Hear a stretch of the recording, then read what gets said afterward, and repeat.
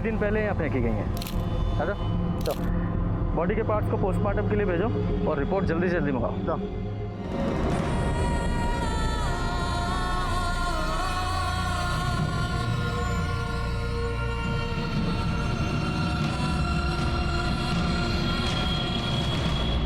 Uncle पैसे दो ना, भूख लगी है। चल चल निकल यहाँ से। अंकल प्लीज दो ना, बहुत भूख लगी है। तो भूख लगी है तो काम करना, भीख क्यों मांगता है? काम करने से खाना मिलेगा। खाना भी मिलेगा और पैसा भी मिलेगा, करेगा काम?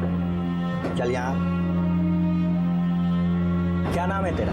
विवान। पहले तो तू इस मोहल्ले में नहीं देखा, कहाँ से आया? नहीं पता। कैसे आया? पता नहीं। चल आज से तेरा काम शुरू। जा चाय दे के आओ।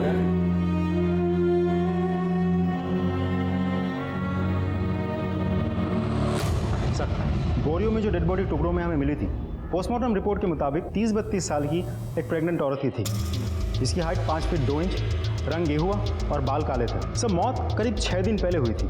इसका मतलब 24 सितंबर को शाम को 7 बजे से लेकर रात के 12 बजे के बीच मौत हुई थी। सर पोस्टमार्टम रिपोर्ट के मुताबिक उसके चेहरे में और सर में मल्टीपल इंजरीज हैं, जो किसी हथौड़े जैसे भारी चीज़ से कई बार वार करने की वजह से हुई थी। सर का तो एकदम चूरा बना हुआ है। सर मारने के बाद डेड बॉडी को किसी आरी जैसी चीज़ से इतने छोटे छोटे टुकड़ों में काटा गया है, जिसमें उसका फेटस भी कटा और उसके भी टुकड़े टुकड़े हो गए।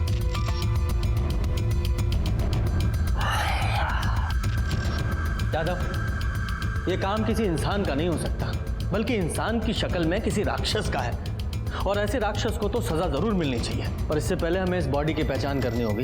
एक काम करो, जहाँ ये बॉडी मिली है वहाँ जितने भी रास्ते हैं, उन पर जितने भी सीसीटीवी लगे हैं, उन सब की 24 तारीख से लेकर कल तक की सीसीटीवी फुटेज निकालो। सर मैंने हेड कांस्टेबल को स्पॉट में भेज दिया है, देखने के लिए कि वहाँ कोई सीसीटीवी कैमरा है या नहीं। अगर है तो हमें बहुत जल्द फुटेज मिल जाएगी। गुड। एक काम और करो, गुरुग्राम के जितने भी पुलिस स्टेशन हैं सबको अपडेट करो, और अपनी साइट पे इस औरत की एज, हाइट, कॉम्प्लेक्शन, इसके टैटू के बारे में, ये बॉडी कितने टुकड़ों में मिली, सब कुछ अपडेट करो A to Z।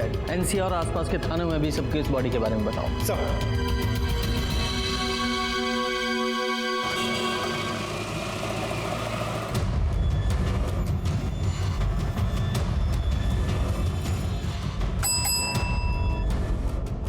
जनाब, गुरुग्राम पुलिस ने एक औरत की डिटेल्स अपलोड की है। मर्डर हुआ है उसका, और बॉडी 13 टुकड़ों में मिली है, और उसके हाथ पर ओम का टैटू भी है। और मुझे तो लगता है कि औरत वही है जिसकी मिसिंग कंप्लेंट हमारे पास में आई हुई है।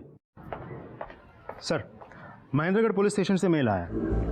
जिस औरत की डिटेल हमने भेजी थी, उससे मैच करती हुई एक औरत की मिसिंग कंप्लेंट भी उन लोगों के वहाँ सितंबर 1 वीक में दर्ज हुई थी। सितंबर 1 वीक। उस औरत का नाम है रश्मि भटनागर, और उसके हाथ में भी एक ओम का टैटू है। सर ये मिसिंग कंप्लेंट उसकी माँ ने दर्ज करवाई थी। यादव, हो सकता है ये औरत वही हो, क्योंकि ये भी सितंबर के पहले हफ्ते में गायब हुई थी, और इसका मर्डर 24 सितंबर को हुआ, यानी कि गायब होने के 10-15 दिन तक तो ये जिंदा थी। तो सवाल ये है कि इन दिनों में इसने अपनी माँ से कांटेक्ट क्यों नहीं किया? ये बच्चा कौन है? सर ये रश्मि का बेटा है। रश्मि और ये दोनों एक ही साथ गायब हुए थे। रश्मि की माँ ने बेटी और नाती दोनों की मिसिंग कंप्लेंट दर्ज करवाई थी एक ही साथ। मतलब बच्चा भी गायब था। अब माँ तो मिल गई है, बच्चा कहाँ है?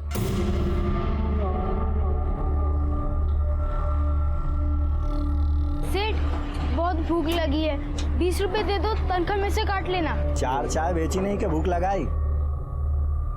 ये ले, तू पकड़, ये ले, ध्यान रखना, तनख्वाह में से काट लूंगा। चलो। के बाद हाथ मट्ठा दिया इसने। तू घना कृष्ण का भांजा बन रहे हैं? चल निकल यहाँ से। आज के बाद जो हमारे घर के मामले में टांग अड़ाई ना, चल चल निकल, चल निकल। ज्यादा कुछ नहीं है, चल। ठीक है। अरे औरत को मारना घर का मामला नहीं है। सुने, उठाए गिरा नहीं हूँ तेरे की तेरिया। गवर्नमेंट फर्म में काम करूँ, एक कंप्लेंट कर दी ना तेरी तो घर का मामला जेल में सुलझेगा। मोहन ने उस जल्लाद से उसे बचाया था, दोनों में बातचीत होने लगी, प्यार हो गया, लेकिन ये बातें उस चेतन को पता चल गई और मोहन और चेतन के बीच में बहुत बड़ा नाटक हो गया। और सितंबर के पहले हफ्ते में ही रश्मि विवान को लेकर मोहन के साथ चली गई और मंदिर में जाके उन दोनों ने ब्याह कर लिया। मम्मी, वो मैं और विवान मोहन के साथ है। मैंने और मोहन में मंदिर में शादी कर ली है। लेकिन उस दिन के बाद ना ही उसका फोन आया, ना ही उसकी कुछ खबर मिली। इसीलिए मैं यहाँ रिपोर्ट लिखाने आई थी। सर, हमें जब पता लगा कि रश्मि और विवान के लापता होने में चेतन का हाथ है, तो हमने उससे पूछताछ भी की। मिसिंग ना भाई साहब, भाग गई थी जैसे पहले वाली भागी थी। अब जैसा करेगी वैसा भुगतेगी। मुझे क्या जरूरत है उसे या उसके बेटे को कुछ करने की? अपनी पहली बीवी की भड़ास निकालने के लिए तो उसे जानवरों की तरह मारता था। अब वो तुझे अकेला छोड़ के चली गई है तो कुछ नहीं करेगा। हम इज्जतदार लोग हैं साहब। 2 पैसे की औरत के लिए अपनी इज्जत मिट्टी में नहीं मिला सकता। आप मुझे अगर अरेस्ट करने की सोच कर आए हैं तो आप उसे ले आओ, मैं मार देता हूँ, आप मुझे अरेस्ट कर लेना। सर, हमने दोनों को बहुत तलाश किया, लेकिन उन दोनों का कुछ भी पता नहीं चला अभी तक। टाटी, यादव का रश्मि का फ़ोन नंबर और इस चेतन का एड्रेस लिखवा दो।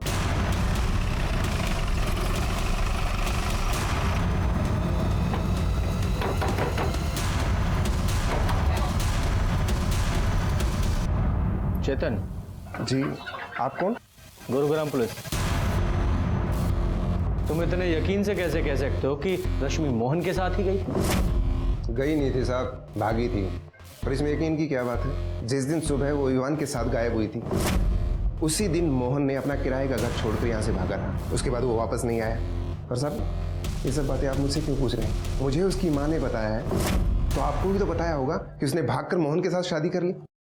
ढूंढने उड़ने की कोई जरूरत नहीं साहब, कहीं अय्याशी कर रहे होंगे। हम रश्मि को नहीं, उसके कातिल को ढूंढ रहे हैं और रश्मि का मर्डर हो चुका है। सही है, जैसी करनी वैसी भरनी साहब। उस कमीने के लिए मुझे छोड़ा था ना, अब उसका मन भर गया हुआ तो उसे हटा दिया काम से। रश्मि ने यहाँ से जाने के बाद तुमसे कांटेक्ट किया था? नहीं साहब, अगर करती भी तो मैं उसकी एक नहीं सुनता, सीधा बाहर का रास्ता दिखा देता उसे मैं। और विवान का कुछ पता है? वो कहाँ है? नहीं, जिस दिन से वो यहाँ से गए हैं मैंने उनकी शक्ल तक नहीं देखी। देखो, कुछ और जानते हो तो वो भी बता दो, वरना बाद में मौका नहीं मिलेगा। कुछ पता है? क्या हुआ? चाय दे के क्यों नहीं आया? वो बहुत तेज बुखार है ऐसे। चुप कर, काम चोर कहीं के। उठ, निकल यहाँ से। ये बीमारी के बहाने यहाँ नहीं चलेंगे। चल भाग। और आज से दुकान में आने की जरूरत नहीं है। नहीं नहीं अंकल, मुझे मत निकालो, मैं ठीक हूँ। मैं अभी चाय दे के आता हूँ। चल लेके आ फिर। हाँ, क्या? अरे मेरे छोटे भाई, मेरे लिए लड़की ढूंढने से अच्छा है तू अपने लिए कोई अच्छी सी नौकरी ढूंढ ले। तेरे सेटल होने से पहले कैसे शादी कर लूँ मैं? हाँ, चल मैं तेरे से बाद में बात करता हूँ। ये लो, हमारे छोटे भाई हमारे लिए बहू ढूंढ रहे हैं। सही तो बोल रहे हैं। अरे ना ना ना, तुम कुछ मत बोलो, तुम तो उसे ही सपोर्ट करोगे। कुछ मत बोलो, काम की बात बताओ।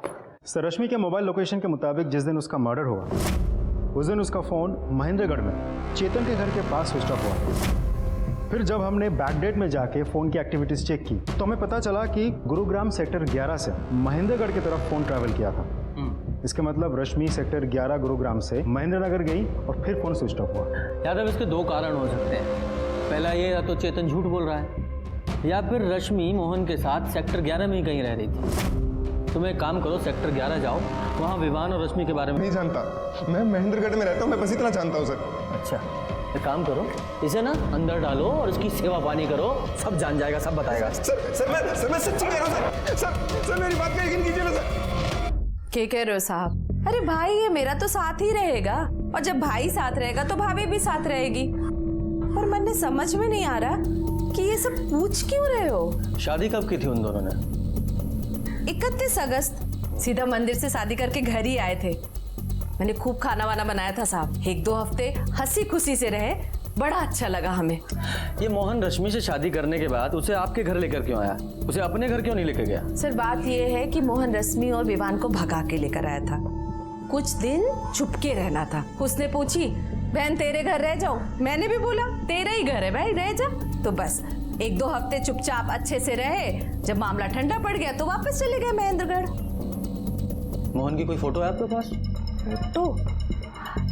एल्बम वाला फोटो तो ना है साहब, पर हाँ, 1 मिनट, ये फोन में रही, ये रही। शेयर। अच्छा, यहाँ से वो दोनों किस डेट को शिफ्ट हुए थे? 10-12 दिन पहले साहब, अब 24-25 को। कैसे गए थे? अरे भाई के पास मोटरसाइकिल है, मेरे मोटरसाइकिल से। जब सब कुछ हंसी खुशी चल रहा था, जाने की जरूरत क्यों आ पड़ी? अरे बताई ना अभी आपको साहब कि मामला ठंडा पड़ गया तो चले गए वो दोनों। वहाँ मामला ठंडा पड़ गया और यहाँ गर्म हो गया है ना। हमें पता चला है कि आप लोगों के बीच बहुत बड़ा झगड़ा हुआ था, किसी ने तो किसी को थप्पड़ मारा था, हाथापाई भी हुई थी। इसके अगले दिन ही वो यहाँ से चले गए। अरे साहब वो झगड़ा थोड़ी था, और ऐसा छोटा मोटा झगड़ा किस घर में नहीं होता, आप बताओ। हुई थी बहसबाजी साहब, हुई थी। भाई बहन में छोटी मोटी बहसबाजी तो होती रहती है। उसने बोला पहना मैं जा रहा हूँ, मैंने भी बोला तेरी मर्जी तू जा। बोला तो फोन करेगा, आज तक तो फोन ना किया उसने। उसने फोन नहीं किया तो आपने किया होगा ना।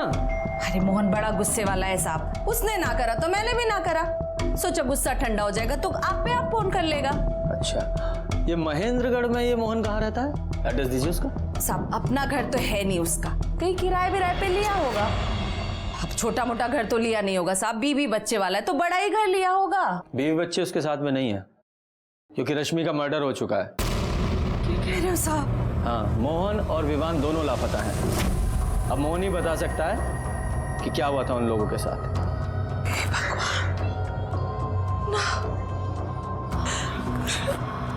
रश्मि का खून हो गया साहब, मोहन ने तो बताया भी नहीं। ऐसा नहीं हो सकता साहब। 10 दिन पहले तक तो सब कुछ ठीक था यहाँ। कितने खुश थे साहब वो दोनों एक दूसरे के साथ। हे भगवान, किसकी नजर लग गई इन सबको। अच्छा, जैसे ही आपको मोहन या विवान की कोई खबर लगे हमें इन्फॉर्म कीजिएगा। जी साहब। क्या हो गया?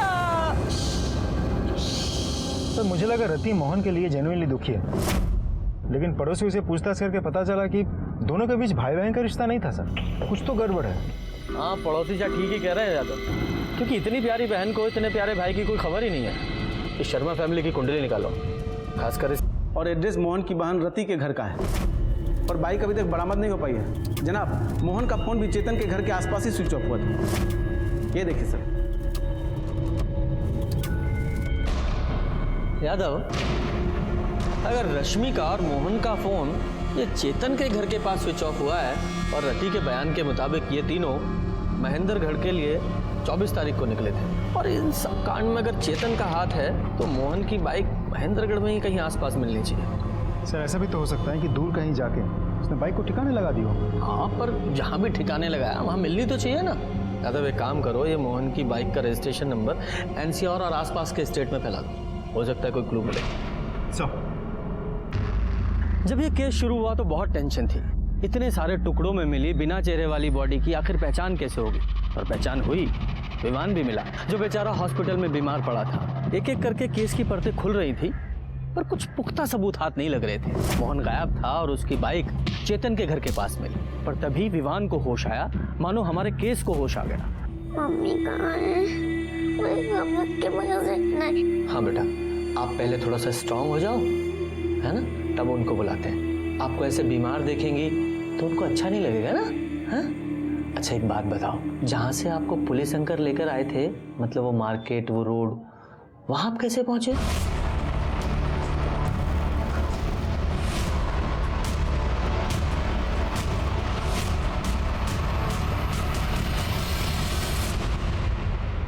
सर 4 महीने से शर्मा फैमिली पानीपत में किराए पे रहती है। मोहन वहाँ रति से मिलने आता था। सर रति का कोई छोटा भाई है ही नहीं, एक बड़ा भाई है जिसका नाम है सिद्धार्थ, और वो कोलकाता में रहता है। सर रति के माँ बाप पहले ही मर चुके हैं। जब पानीपत के उस ओनर से बात हुई तो पता चला कि रति और मोहन के बीच कभी भाई बहन का रिश्ता था ही नहीं, नाजायज संबंध थे, और इसी कारण की वजह से उस ओनर ने उन दोनों को घर से निकाल दिया था। हो सकता है यादव, ये हो सकता है, क्योंकि रति के पानीपत से गुरुग्राम शिफ्ट होने के कुछ दिनों बाद ही मोहन ने रति के घर आना जाना शुरू कर दिया था। और जैसा कि विवान ने बताया, तो ये भी हो सकता है कि रश्मि से शादी के बाद भी मोहन ने रति से नाजायज संबंध रखे।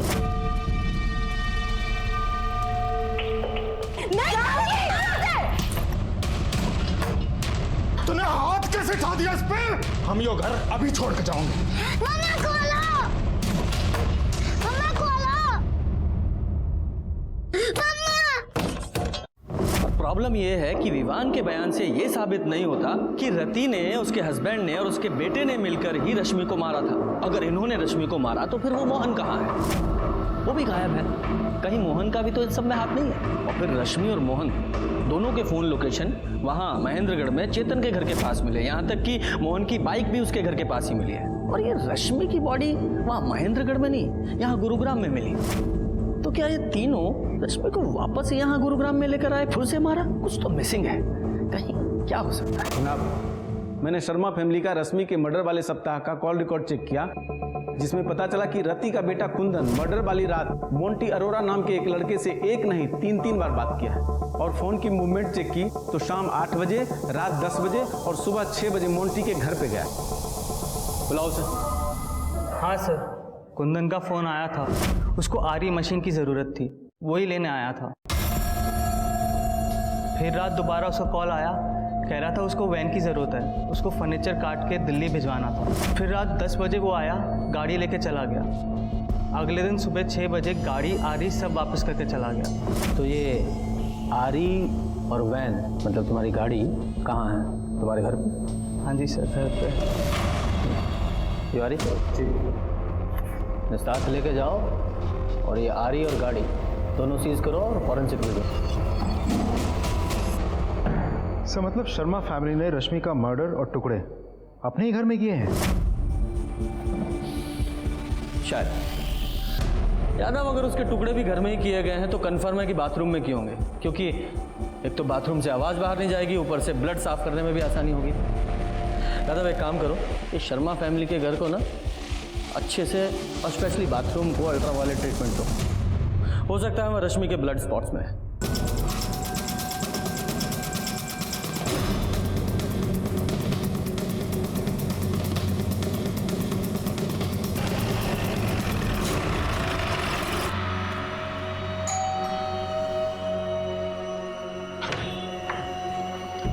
हमें आपका घर चेक करना है।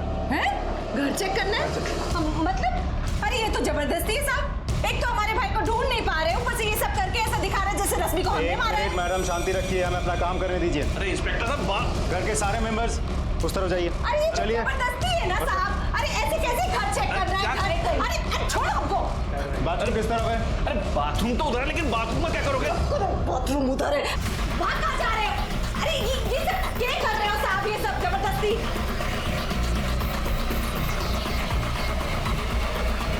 सर ये देखिए,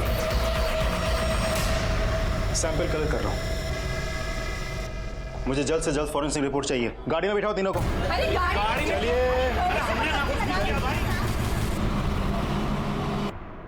जनाब, ये रिपोर्ट्स। यादव सर, ये जो रति के घर में ब्लड मिला है, ये तो रश्मि के डीएनए से मैच होता है। इसका मतलब ये हुआ कि रश्मि के टुकड़े बाथरूम में ले जाके किए गए। और ये है कार के ब्लड रिपोर्ट। ये जो मोंटी की वैन में 2 ब्लड ग्रुप मिले हैं, इसमें से एक रश्मि के ब्लड ग्रुप से मैच होता है। इसका मतलब ये हुआ कि रश्मि की लाश ठिकाने लगाने के लिए मोंटी की वैन का इस्तेमाल हुआ है। और ये दूसरा ब्लड किसका है? अब तुम्हारा भाई बहन का नाटक हो गया खत्म। दीवान ने सब बता दिया है। और तुम्हारे बाथरूम से और मोंटी की गाड़ी से रश्मि के खून के निशान मिले हैं। सच सच बता दो, रश्मि के साथ क्या किया, कैसे मारा उसे? मैं ना मारना चाहती थी उससे, पर क्या करती, मोहन ने हाथ उठा दिया था मेरे पे। हम ये घर अभी छोड़ के जाऊंगे। और शाम को बैग लेकर घर से जाने लगा। मोहन, क्या ये सब? मैं कहीं नहीं जाने दूंगी तुझे। उसका विजय से शादी करने के लिए बोला, तो इसका मतलब ये नहीं कि तू कुछ भी मनमानी करेगा। कहीं नहीं जाएगा। अरे क्या नहीं किया तेरे वास्ते? शादी की उससे ताकि लोगों को हम पे शक ना हो। और आज उसी के साथ तू भाग के जाएगा। मजबूर कर दिया तूने। मैं एक रात भी आराम से नहीं रहने दिया। बहुत उतावली हो रही है। तू अंदर जा, मैं भी आई। हाँ, अरे खुश कर देता तूने। मैं पैसे दे रहा था ना तेरे शौक पूरे करते ही, पर ना सब कुछ चाहिए, ये भी चाहिए, ये भी चाहिए। गंद मचा दिया इस घर में। तू इसकी वजह से बात सुना रहा है ना मुझे। आज मैं इसे छोड़ूंगी। छोड़। फिर ये इसने, कुंदन ने एक सलाह दी। मैं मोंटी की वैन भी ले आया और उसके टुकड़े बोरी में भर के अलग अलग जगह फेंक दिए। मोहन के साथ क्या किया?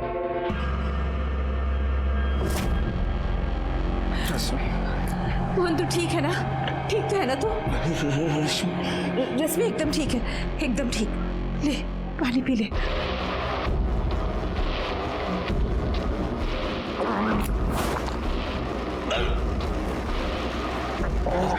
रश्मि चाहिए थी ना तुझे? जा, भेज दिया तुझे उसके पास। मर जा तू। उसकी बॉडी को कैसे ठिकाने लगाया? मोहन को भी उसी वैन में डालकर हम नदी में फेंक दिया। यादव, इसका मतलब मोंटी की गाड़ी में जो दूसरा ब्लड था मोहन का था। और ये रश्मि और मोहन का मोबाइल और उनकी बाइक चेतन के घर पे कैसे पहुंचे? और फिर ये विवान को कैसे छोड़ा, कहाँ छोड़ा, उसका क्या किया? मैंने विवान को नशे की गोली दे रखी थी। फिर मैंने रश्मि के और ये कुंदन ने मोहन के कपड़े पहनकर विवान को बेहोशी की हालत में मोटरसाइकिल पे बिठा के महेंद्रगढ़ की सड़क पे छोड़ दिया और फिर मोटरसाइकिल को चेतन के घर के पास खड़ी की और रश्मि और मोहन का फ़ोन वहीं बंद करके नाले में फेंक दिया। मैंने रश्मि और चेतन के बारे में मोहन से पता लगा।